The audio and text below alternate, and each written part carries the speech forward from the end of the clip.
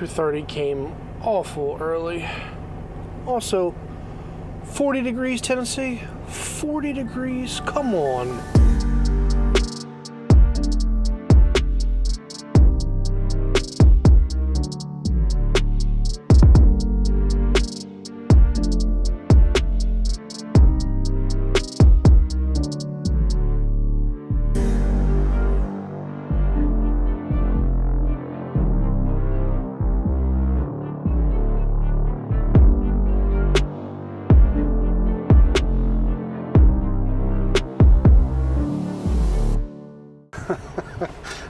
I have the best luck. It took about 2 hours and 45 minutes to make it here to our terminal in Conley, Georgia.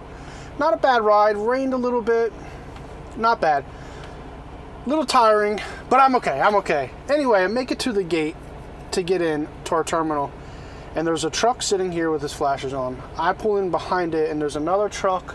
There's 3 now trucks behind me. We're all the way out on the road and all the way out onto the next intersection.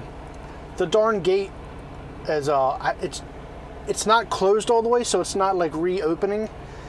I went up there with the other driver that was behind me. We both walked up. We all tried our badges to get it to close and open. And the first driver that's in line, he's on the phone with maintenance now. He's already talked to them once, it sounds like. It's just my luck. You drive all the way here, I need to go to the bathroom, and can't get into the gate. It's pretty chilly here in Georgia. 47 degrees out so far. It's a little after 6, almost 6:30 a.m. So this load that I'm picking up right now and taking to North Carolina, it's super theft sensitive. So even though we're in a locked terminal right now, the keys and the information to the load, like the bill of lading and everything, is inside a locked cabinet that I have to go badge into. I got my trailer all backed in. I'm going to unhook from it now, and I'm going to go find this theft-sensitive trailer. Get hooked up.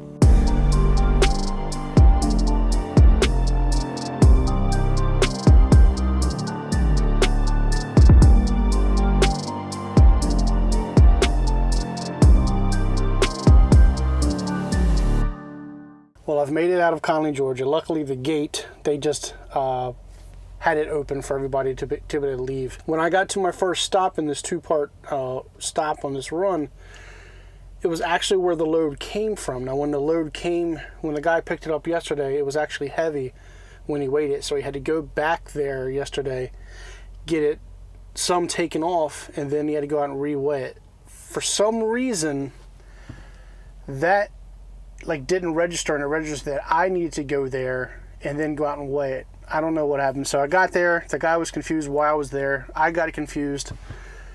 Called Fleet Manager, and that seems to be what it was, is for whatever reason the PC and the routing wanted me to go back there to do the reweigh part that guy had already done.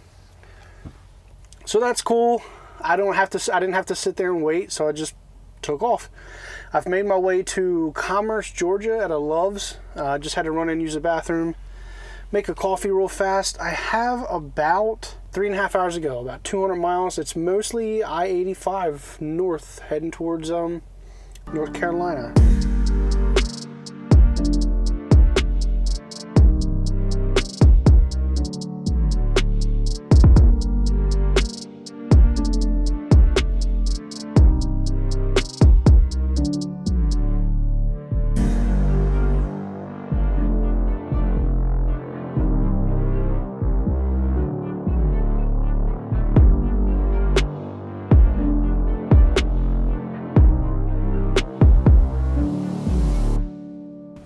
Guys, I am tired. I know that's the running theme of this channel, is Dave's tired.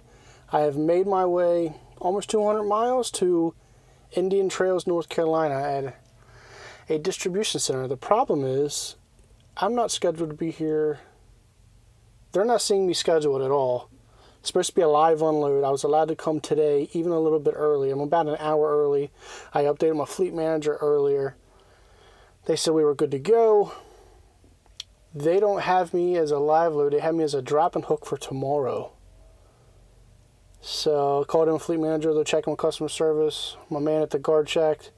He wasn't sure. They gave me a pad to drop it if it is a drop and hook, which would be awesome because I'm down to 2 hours on my clock for the day.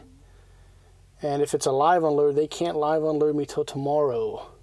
Middle of the day at best, he said.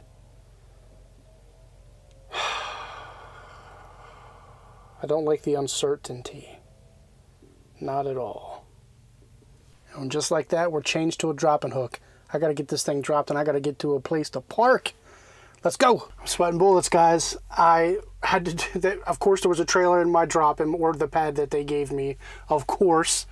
There's only 3 lanes that do a drop and they're all full. So I drove back up. My clock is ticking. I drove back up. He's like, man, I don't know what to do. Drive around till one comes out. Busted a U-turn, came back. Luckily, one was pulling out in the tightest freaking spot ever. It took me like 15 minutes to back into this thing. I did a 90 back in because it was super tight. I didn't have any room for it. I didn't have any time to film it. I'm down to 1 hour and 30 minutes. What do you know? We don't have any empties here. Just called fleet manager. They're reaching out with the planers now. They're trying to find the closest, either empty or just for me to go to the closest truck stop. So, 1 hour and 30 minutes left on my clock. I'm sweating bullets, guys. I don't like this. I don't like it at all. 52 minutes. 52 minutes, that's what's on my clock. Talking about stressful. There's a pilot about 1.5 miles from the distribution center that I was just at. It was a Teeter distribution or something like that. Pretty big. Whew. I swear, man, I have the worst luck. But anyway, fleet manager told me there's a pilot headed here since I was running low on time. I got here, and it wasn't showing up on the pilot app. It wasn't showing up at all on Trucker Path. And, yeah, it's closed. I hopped on the pilot app when I pulled into the parking lot. The way the red light is, I pulled in like kind of behind the building. Since I'm bobtailing, I'm okay either way. But all the windows are boarded up. Now I know why it's not on the Trucker Path. I got on the pilot app, and it's been closed. So, yeah. Pulled around anyway because I'm running low on time. Like I said, I'm at 52 minutes, 51 minutes. One spot. This place is closed, and there is one spot available. And I mean, I'm at the end. I mean, that's the end right there. And if I wasn't I feel a little bit bad because I took this spot because I'm bobtailing. But I don't have a choice. At 50 minutes, it doesn't bother me that much. If I did have a trailer, I would have to pull like all the way up there and then do like a kind of a straight back. I haven't done one of those yet. But I mean, it's pretty tight, but I would have had to have managed to figure it out and get it eventually. A lady driver, two trucks down, she was doing her pre-trip, so there will be one spot available here soon. I asked if she knew anything about it being closed. She said, oh, honey, it's been closed for 3 months and probably ain't opening anytime soon. Luckily, I don't have to go number 2, you know what I'm saying? So I'm okay staying here. I'm not going to risk it and drive another. There's like a random Exxon 10 miles down the road. There's a BP a little farther. There's a Love's, but it's like, according to traffic right now, it's 40 minutes away. I'm not pushing that because it's a little hectic out here on this little 2-lane highway going through Monroe. So if I have to go to the bathroom, I'm just going to have to suck it up and hold it in, or walk around here somewhere and find. There's a couple, I don't think they're fast food, but there are a couple little restaurants I could maybe get to if I had to. Waiting for the fleet manager to get with me and find an empty for me. And I am exhausted. 2:30 came super early this morning. It is now 3:52. It is time for a break, guys. I am exhausted. I don't even feel like cooking dinner. I don't even know what I'm doing. But I'll get with you in a minute. All right. Alrighty. So I got my next load. I am heading right up the street to a Family Dollar warehouse to pick up an empty trailer, stopping and getting some fuel at a Love's, coming back this way. And then I'm heading to a West Rock about 2 hours away in Florence, South Carolina. What's funny is this is the very first place that I went to when I recovered this truck and to get the trailer to come home. And it was chaos, as my freaking life goes. The tandems on the trailer were missing we're missing some of the pins. I don't even remember if I told you guys about this or not. But anyway, I'm getting live loaded there tomorrow at 11:30 a.m. So I'm not getting up at 2:30, 3 o'clock, but I'm going to start my day around 6 a.m. because I got to go up, pick up the trailer, stop and get fuel, and then drive still 2 hours to get loaded at 11:30. Here's the problem. Once I get live loaded, I'm heading to Michigan, guys. I'm heading to Michigan, and I got to stop like 700 miles up in northern Ohio to refuel at Love's. And by the time you're seeing this, I know it'll be a week or two late, but it's snowing up there right now a lot. And since I've been on my own, it has been just south. You know, you guys have seen it.